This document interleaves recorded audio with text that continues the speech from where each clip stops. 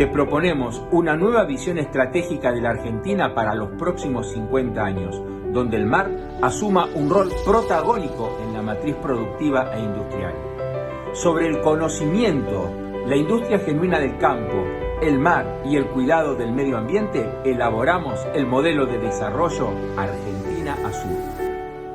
Muy buenas noches, nos volvemos a encontrar acá en Estrategia Argentina Nueva Visión, el mar.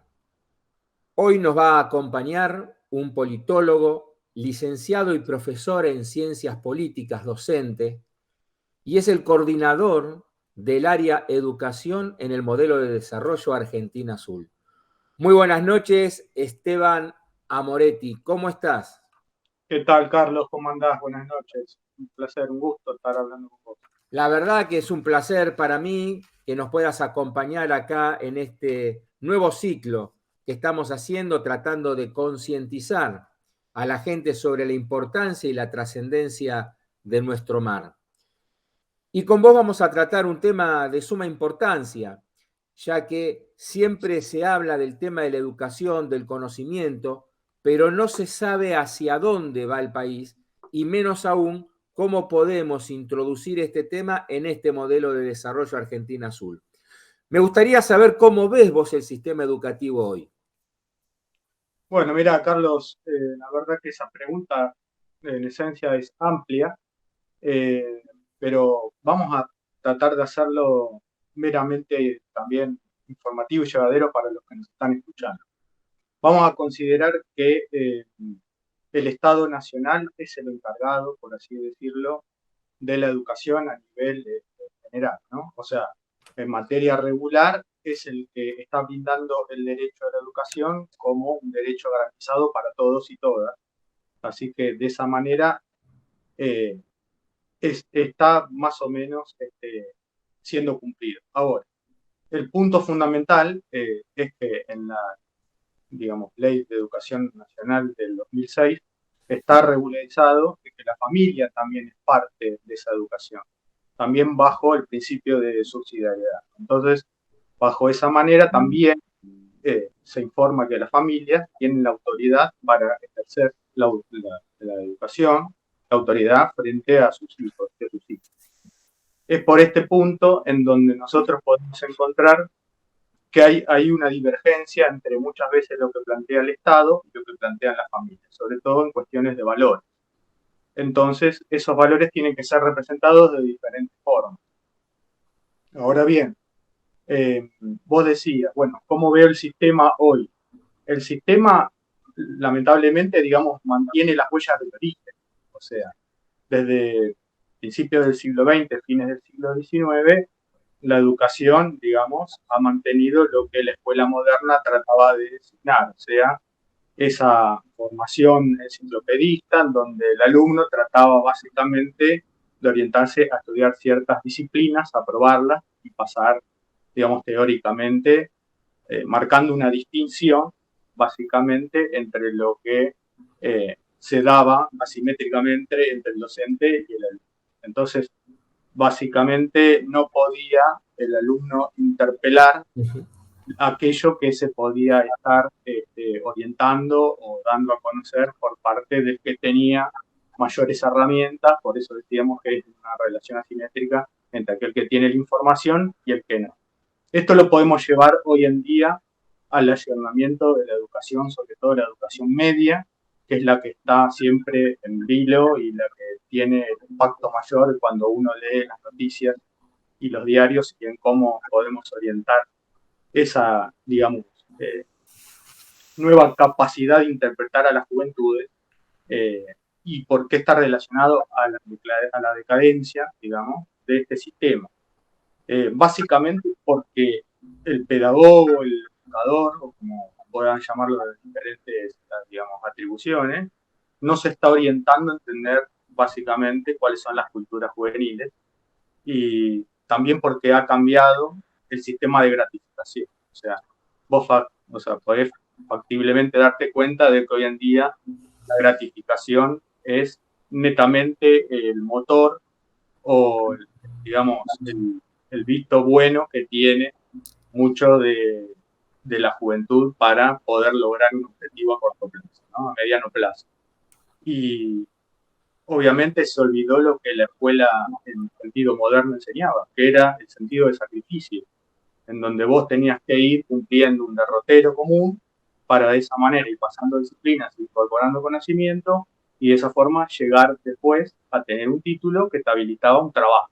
Claro. Hoy en día la gratificación es netamente diaria y así también se ve no solamente en los proyectos educativos, sino también en cualquier proyecto de desarrollo nacional, y en esto doy paso a nuestro proyecto de Argentina Azul, en donde uno puede empezar a dimensionar por qué la consideración del largo plazo es fundamental para empezar a atender. Antes de entrar en eso, y vos que nombrás el largo plazo, ¿tenemos los argentinos un proyecto educativo a largo plazo? ¿La educación es una política de Estado o meramente es una declamación política durante los procesos eleccionarios que hacen los políticos? Básicamente sí, Carlos, o sea, diste en la tecla. O sea, es fácil entender que la matemática no se puede repartir, como se puede repartir una computadora. No se puede repartir el conocimiento. Eso es como la salud. Se coproduce. Vos vas al médico, te dicen lo que tenés que tomar, qué ejercicio tenés que realizar, y vos de esa manera mejorás en tu salud. Vos te acercás a un docente, el docente te da ciertos lineamientos, un andamiaje, te dicen qué tenés que mejorar, vos tenés que sentar la cola, tenés que estudiar, y de esa manera aprobarás la materia. Por eso decía el tema de la gratificación y del sacrificio.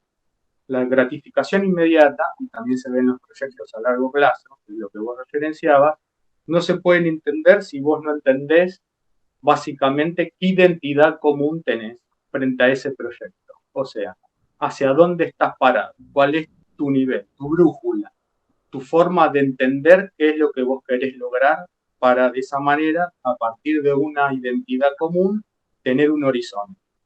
Básicamente la juventud tiene que acompañar alguna suerte de proyecto y el sistema educativo también. Yo hoy en día considero que el sistema educativo no tiene un proyecto a largo plazo, porque meramente está manejado por políticas públicas en donde, digamos, el direccionamiento el político partidario está basado meramente, como decís vos, en una elección y no en tener ese proyecto que permita formar ciudadanos identificándose de determinada manera para poder lograr un desarrollo común dentro de una comunidad política organizada. Claro, ¿sabes qué? Perdóname, sí. ¿Sabes qué? Yo lo que noto que dentro del sistema educativo lo que enseñan a nuestros hijos va cambiando permanentemente y uno como padres ve la educación que se le está dando y se pregunta, ¿para qué sirve esta educación? Por ejemplo, a mi hija en segundo grado, en una escuela privada de los hermanos maristas, hace más de un mes y una semana que le están hablando de las murgas. Yo no sé qué importancia tiene en la vida de una criatura las murgas, las distintas murgas de la ciudad de Buenos Aires, las murgas del país, desde Jujuy hasta el sur, cuando hay otras cosas mucho más importantes. No digo que desconozcan lo que es una expresión popular de una murga, pero no pueden estar un mes y una semana con el tema de la murga. Y sin embargo, el 17 de agosto no se habló de General San Martín, porque dicen que no está dentro de las currículas en forma obligatoria hablar del tema, sí celebrar las fechas. Entonces uno se pregunta, nuestros jóvenes en la escuela media de hoy, ¿qué es lo que se les enseña? Básicamente la escuela hoy en día está vaciada de contenido. O sea, vos estás dando nuevamente en la tecla y sobre todo con esta suerte de información que me estás otorgando ahora con el caso referencial de tu familia. El punto es que a la escuela la han hundido. Siempre está la metáfora de la banca. Ante la escuela brindaba el conocimiento, vos tenías a la familia y a la escuela unificada en un solo criterio. El niño muchas veces iba al colegio a aprender, como decíamos recién, a ser ciudadano, se le brindaba ciertos conocimientos, pero ya venía hecho, como dicen los mexicanos, hechecito desde la casa. Entonces esa educación ya se plasmaba y solamente el maestro, el docente, tenía que brindarle conocimientos, herramientas para poder lograr, digamos, este camino, este derrotero que decíamos antes. Hoy en día la escuela tiene que preocuparse de todo el andamiaje social, económico, laboral, psicológico, sanitario, de todas las cuestiones vistas y por haber que antes la escuela no tenía que preocuparse. Eso porque a partir de las sucesivas crisis que hemos sufrido en Argentina, también en otros países de América Latina, se ha roto el tejido social y la escuela, como el primer referente cercano a la familia, que también ha sido rota, tiene que hacerse cargo de reconstituir ese tejido. Entonces, es imposible que la escuela de hoy pueda brindar las herramientas y las capacidades para empezar a tener este proyecto que decíamos antes a largo plazo, porque se desenfocó y ya no tiene, digamos, dentro de ese proceso ubicado el criterio de educar sobre un punto o sobre un conocimiento, sino que tiene que emplear sus herramientas para otros derivados, digamos, que no son específicamente eso. Entonces, aparte de eso, hay un tema vinculado a lo que decías vos, en donde los cuerpos docentes y las escuelas de formación docente también están vaciadas de contenido. Y muchas veces hay una visión, por decirlo así, en donde se perdió el criterio de vocación o de oficio, en donde hoy en día el docente es un trabajador más, es un trabajador sindicalizado más, y de esa manera muchas veces también por la situación salarial y laboral que tiene que cumplir en las jornadas y que son de baja regularidad y bajos salarios, no se encuentra, digamos,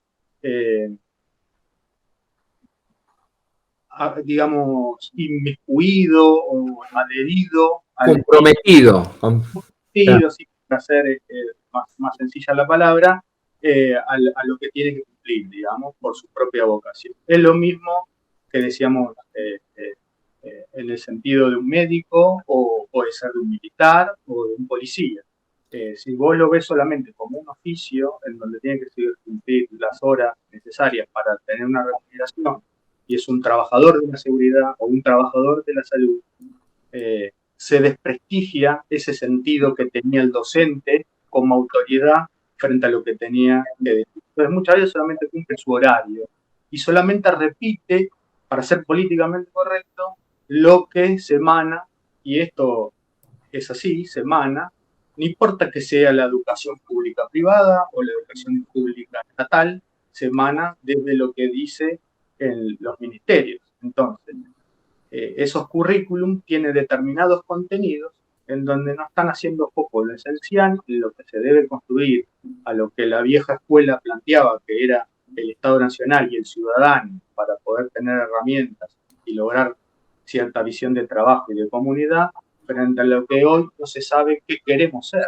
Entonces, por eso decía al principio, ya esto es una cuestión meramente de identidad, es una cuestión filosófica. Ahora, cuando vos decís qué queremos ser, la escuela hoy está ayornada a los valores de la juventud o no sé si valores, quizás principios o prioridades, porque en realidad creo que los valores en la persona humana son siempre los mismos y la escuela de alguna manera debiera educar en valores, ¿no?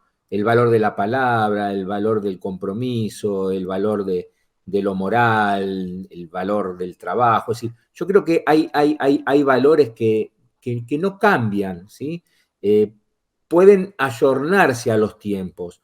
Ahora, yo creo que la escuela está más preocupada en ayornarse a una diversidad que más que preocupación por parte de la persona que es diversa, es producto de la necesidad de una ideología, y creo que se preocupan más en esa diversidad que en los valores propios de la persona humana. Por lo tanto, me gustaría saber cuál es tu visión, si la escuela está ayornada a los valores de la juventud o si la escuela ha dejado de lado los valores o qué es lo que está pasando en ese sentido. Históricamente siempre hubo una distancia, ¿no? Si bien siempre se nutrió de, entre comillas, el cliente era el alumno, y sobre todo el joven, y el joven siempre estuvo, digamos, por decirlo así, en las antípodas de lo que el sistema institucional siempre se plantea, eh, básicamente hoy en día se trata de, como decís vos, ayornar ciertos programas educativos para poder ir logrando esa cercanía que históricamente no existía. O sea, pero ahí está el error. Volvemos al tema del autorismo. Hoy en día se está planteando en donde el alumno es básicamente, y de esta manera yo lo veo en un sentido muy anárquico, es el que puede plantear, digamos, individualmente, sin esa ayuda o ese andamiaje del docente y de los que tienen mayor nivel de conocimiento, una suerte de virtud o de comportamiento en donde va a aprender las cosas de manera, digamos, autónoma, individual, sin necesidad de esa cobertura o esa ayuda.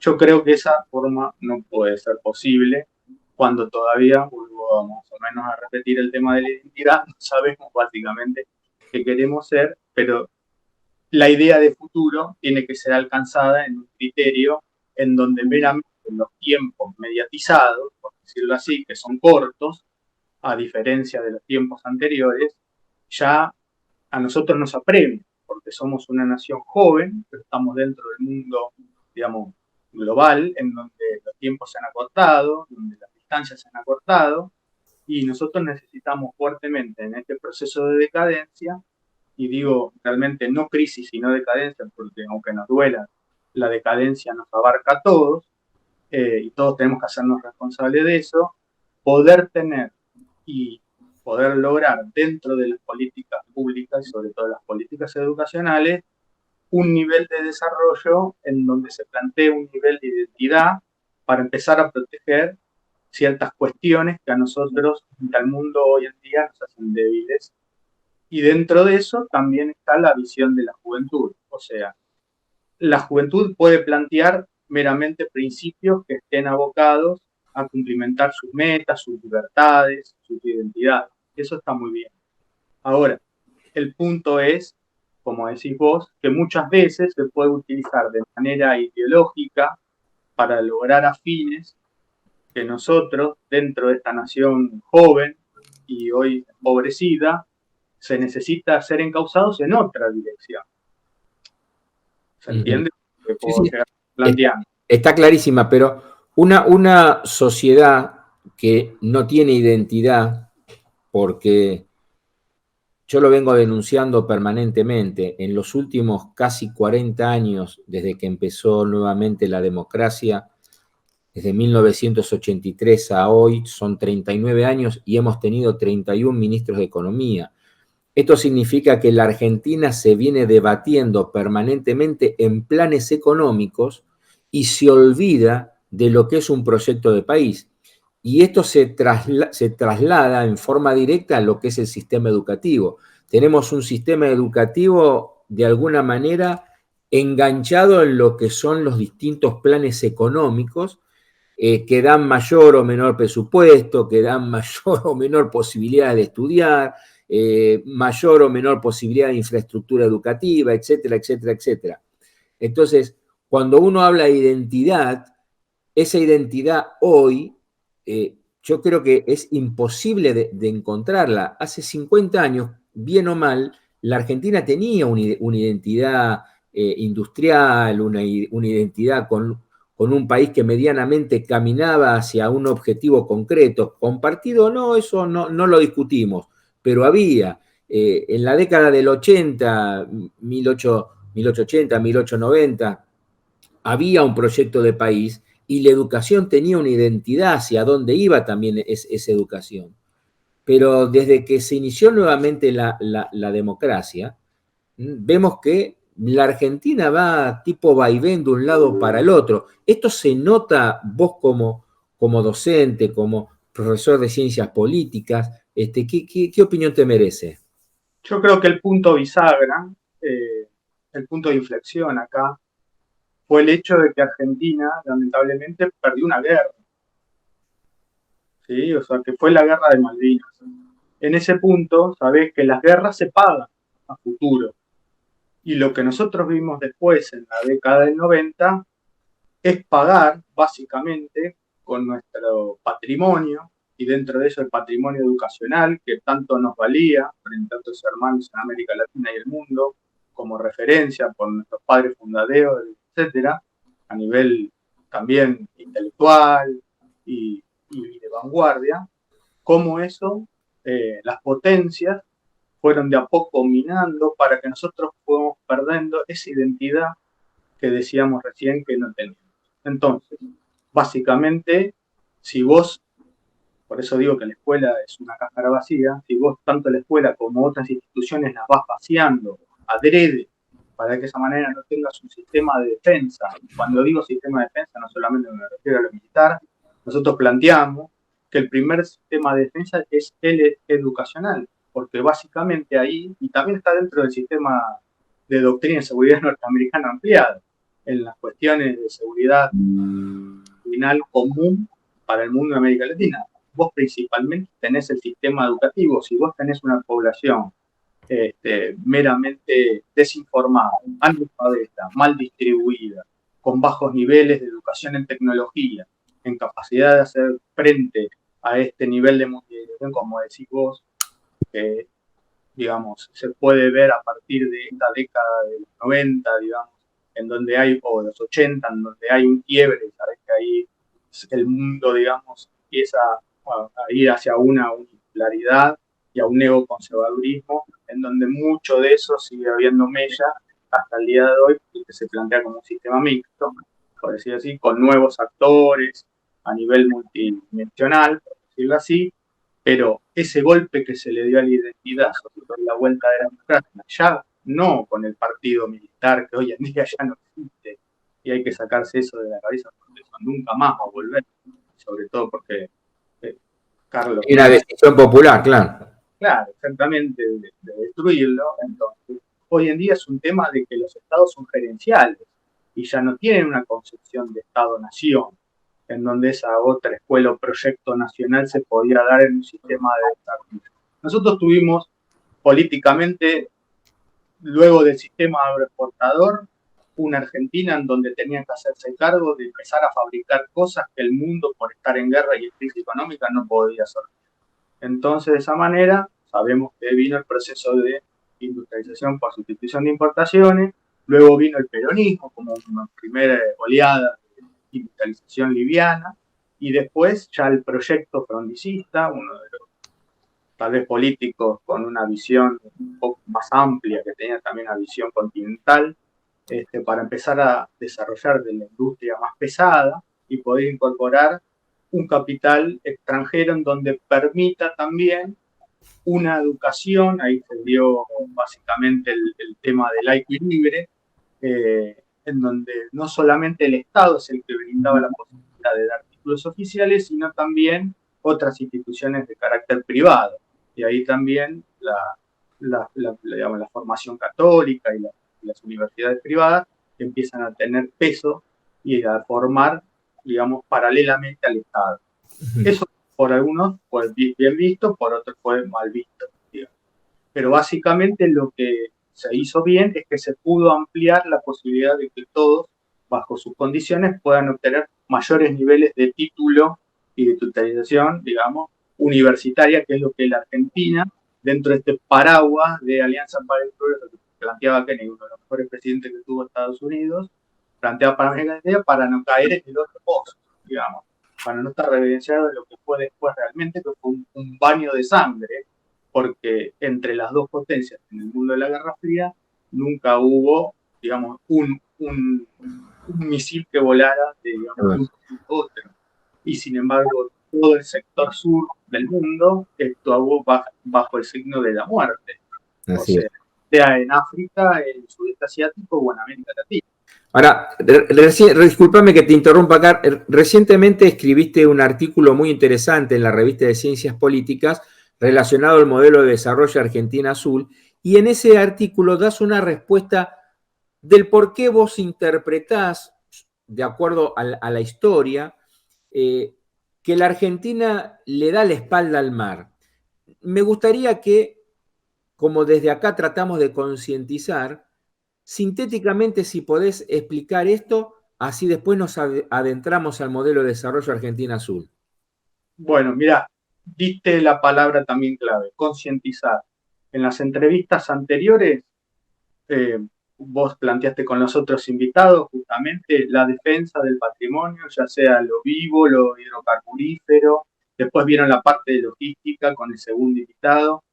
La parte de concientizar y a partir de los niveles de educación es básico para empezar a entender este proyecto de Argentina Sur. Pero más allá de eso, o sea, el punto referencial es empezar a comprender básicamente de que la Argentina, digamos, como planteabas también con los otros invitados, tiene un territorio nacional, sobre todo el del mar, que es el doble o el triple en base al territorio que tenemos a escala, digamos, de tierra, Sí, por sí. decirlo así, ¿no? Entonces, ese conocimiento que tiene que estar plasmado, que decimos nosotros, con las nuevas tecnologías, con las nuevas juventudes, se tiene que empezar a diversificar en diferentes carreras y en diferentes cuestiones que hoy en día en los diferentes sistemas y en los diferentes niveles de educación no están plasmados. Yo me acuerdo de una de las primeras charlas que tuvimos con vos, nosotros referenciamos y decíamos, bueno, en los contenidos de los programas de educación, ¿cuántas veces está nombrada la palabra más? ¿Cuántas veces los chicos terminan el primario y secundario referenciando que nosotros le estamos dando o no la espalda al mar? Se va cuál es la importancia geoestratégica o geopolítica que tiene el mar argentino, las islas del Atlántico Sur, el mar patrimonial, la plataforma, para nosotros poder empezar a entender que es identidad vinculada al mar, es un binomio que no se puede romper. Y eso, tal vez adrede, como lo que decíamos antes sobre el tema ideológico, está meramente bien oculto. Yo no... Pero vos diste, en el trabajo que hiciste en esta revista de ciencias políticas, vos muy bien marcaste lo que es el concepto del colonizador y el concepto del que viene a explotar directamente las tierras, el que tiene esa imagen conservadora y el que tiene esa imagen liberal. ¿Por qué sintéticamente no nos explicás eso para que la gente lo pueda reflexionar? Porque esa es una explicación muy interesante basada en la historia y en la ciencia política de por qué vivimos mirando hacia el continente y no hacia el mar. Básicamente, digamos, referenciándolo, como decís vos, por un tema cultural. O sea, el anglosajón tiene más una proximidad a la cultura mercantil liberal, también por su formación y su doctrinamiento, digamos, expansivo, y en el sentido de que llegaba digamos, a las colonias, referenciándolo así, y explotaba, digamos, el recurso. Se quedaba con el recurso y lo llevaba a la metrópolis para transformarlo y hacerlo manufactura y volverlo con valor agregado, venderlo caro a las colonias.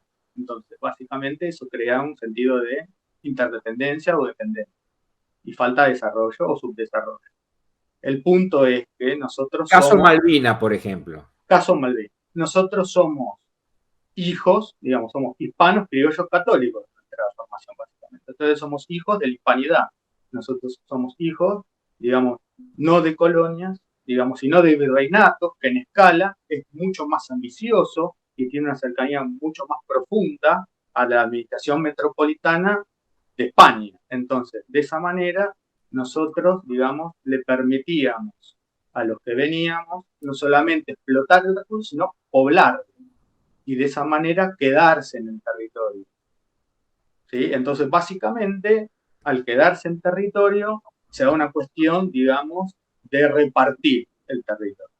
Ahora bien, esa cuestión de solamente explotarlo se ve, como decías también en otra entrevista, vinculado a lo que la Commonwealth y las demás naciones, digamos, permite a partir de esta política exterior que tiene Gran Bretaña frente a su extensión, digamos, marítima de ultramar en los diferentes polos del mundo. Uno de esos puntos fundamentales para nuestra geopolítica y el camino hacia la Antártida y hacia el pasaje al Pacífico es las islas del Atlántico Sur y precisamente las Islas Malvinas, que obviamente que por geografía son nuestras. Si vos vacías de agua, obviamente, la plataforma continental te está marcando que las Malvinas son parte de la Argentina.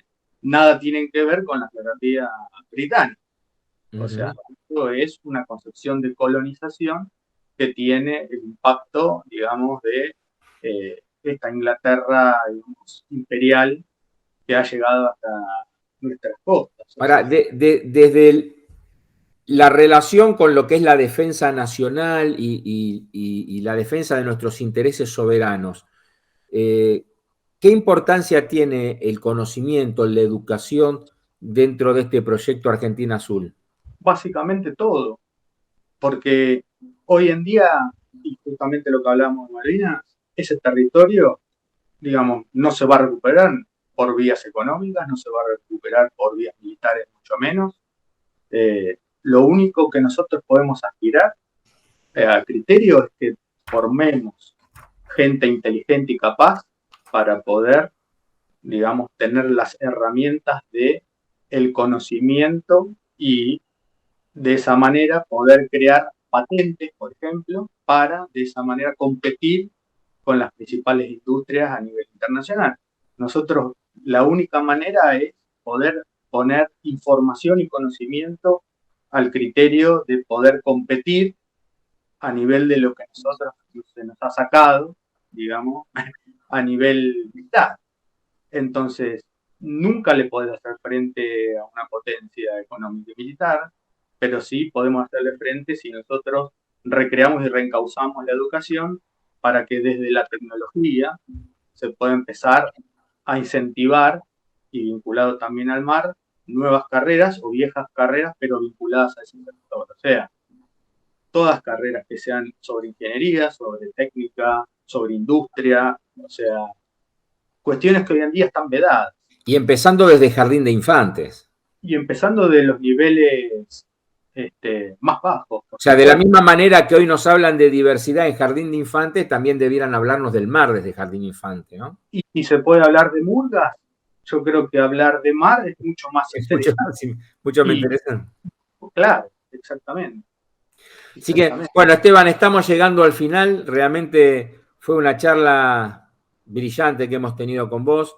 Creo que quedó claro la importancia de la educación, la importancia del conocimiento, más en esta nueva visión estratégica que tenemos mirando al mar.